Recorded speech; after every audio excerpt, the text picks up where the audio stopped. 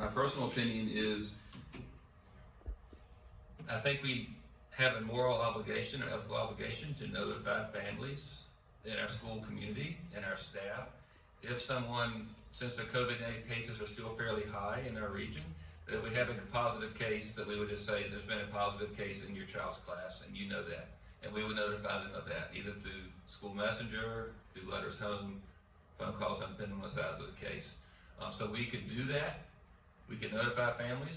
So for example, if I have a child in the class and their grandparents are medically fragile and they're planning to go see their grandparents next weekend, but they go there, they don't realize they've been exposed to COVID or have COVID because they're asymptomatic, and they go there and they meet their grandparents, and then God forbid the grandparents catch it.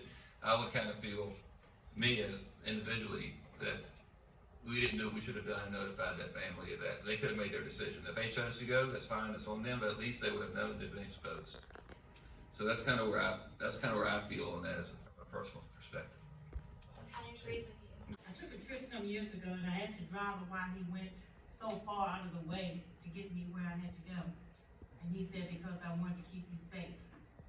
So the analogy is that we did a lot that a lot of people didn't agree with in the community when we had to do it, but I believe that I want to thank the central office, Dr. All and his staff, all teachers, administrators, everybody who has worked so hard with calling people up into the wee hours of the night, making sure that we were trying to attempt to keep our children safe. And so, not just the children, but the administrators in the building. So we appreciate what has already been done.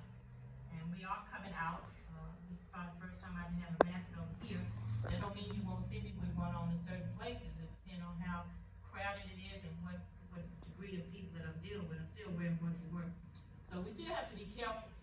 And I want to encourage parents, maybe we haven't said this or maybe we have, all these changes that we're making, we're going to need your help. We're going to need your help to keep your children home when they're sick in order for this to work. We can't do this by ourselves, and we'll have